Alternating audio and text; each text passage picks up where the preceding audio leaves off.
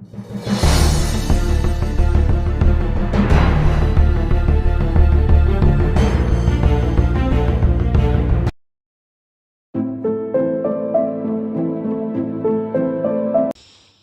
नमस्कार। पिछले दिनों प्रख्यात समाज सेवी माननीय सूबेदार जी की किताब भारतीय स्वतंत्रता संग्राम के प्रेरक स्वामी दयानंद के विमोचन का कार्यक्रम था, लोकार्पण का कार्यक्रम था।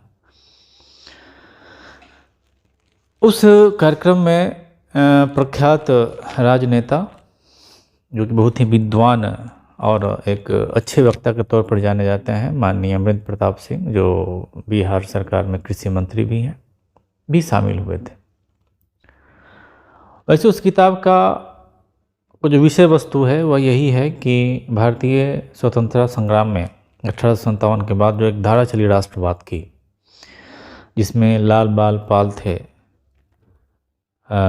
महर्षि अरविंद थे, स्वामी श्रद्धानंद थे और वैसे बहुत सारे नेता जिन्हें गरम दल के नेता के तौर पर फिर उनको चिन्हित किया गया कुछ इतिहासकारों के द्वारा, जो कि राष्ट्रवाद के धारा के प्रतीक थे।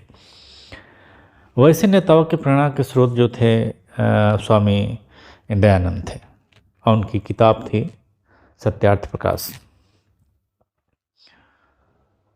उसमें तथ्यों के जरिए सिद्ध करने का प्रयास किया गया है। कहने का मतलब ये है कि जो आज़ादी की लड़ाई लड़ी गई उसमें केवल कांग्रेस ही नहीं थी, कांग्रेस से इतर भी एक धारा थी, गांधी के विचारधारा की इतर भी एक धारा थी जो कि राष्ट्रवाद के प्रेरणा से अभिभूत थी। इतिहास में जो हमें बताया गया उसमें कहीं ना कहीं पक्षपात किया गया है।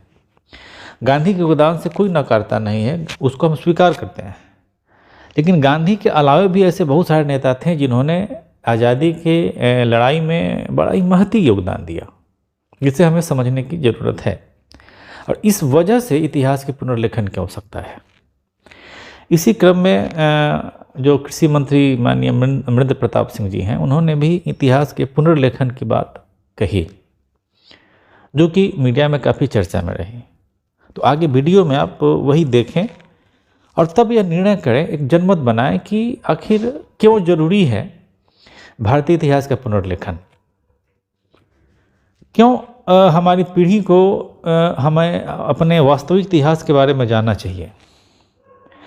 और जो भी हमें इतिहास बताया गया है वह निश्चित तौर पर हमें एक सही दिशा नहीं देती है, हमें सही तथ्यों से परिचित नहीं कराती है। चलिए देखते हैं। जो सचमुच इतिहास वेता है उन्होंने इस बात को दोहराया है कि भारत के इतिहास का पुनर्लेखन हो, इसकी आवश्यकता है।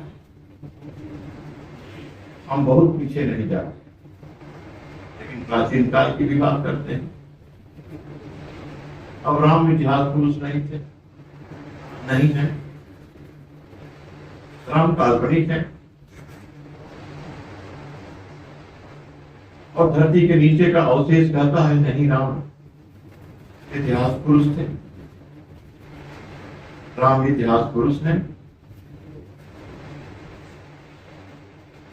10,000 वर्ष का इतिहास जमीन के नीचे से, 6 वर्षों का वह इतिहास सिंधु घाटी की सभ्यता जब ऊपर आई, उसे भी स्वीकार करने को तैयार है। नासा ने जो चित्र लिया, उस चित्र में समुद्र के नीचे रामेश्वरम से जाफना तक वह सेठ बांध, वह रामेश्वरम का चित्र आया। उस चित्र को वैज्ञानिकों ने स्वीकारा, वह 10,000 वर्ष पहले का हुआ और यही वह सेतु है जिस सेतु का निर्माण हुआ था और श्री राम ने, उनकी सेना ने लंका पर इसी रास्ते से जाकर के चढ़ाई किया था, रावण को मारा था। द्वारिका इसने भी काल्पनिक है। द्वारिका नगरी समुद्र के नीचे आ गई, समुद्र के गर्भ में समा गई और उसके अवशेष दिखाई पड़ने लगे।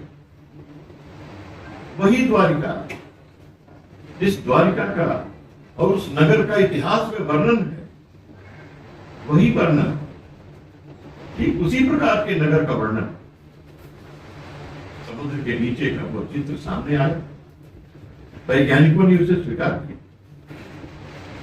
इतिहासकार इसे स्वीकार नहीं करते। आखिर कैसा इतिहास लेखन हो रहा, क्या लिखा गया, किसी ने यह जानने की कोशिश की कि उस काल पात्र में स्वर्गीय इंदिरा गांधी जी ने क्या रख करके और धरती के नीचे डाला है। सदियों बाद और जब कभी खुदाई होगी तो एक परिवार का इतिहास मिलेगा, कौन नहीं जानता। क्या वही भारत का सत्य इतिहास होगा? क्या वह युग उस काल पात्र से भारत को जान पाएगा, भारत के सत्य का दर्शन कर पाएगा? क्या काल पात्र आज के इतिहास का बोध करा पाएगा? हम तो कहते हैं, और बहुत से बुद्धिजीवियों का, इतिहासकारों का मत है कि उस काल पात्र को नीचे धरती से निकाल के ऊपर लाना चाहिए और उसे बताना चाहिए लोगों को उसमें क्या लिखा है, क्या डाला गया है, किसके लिए डाला गया है।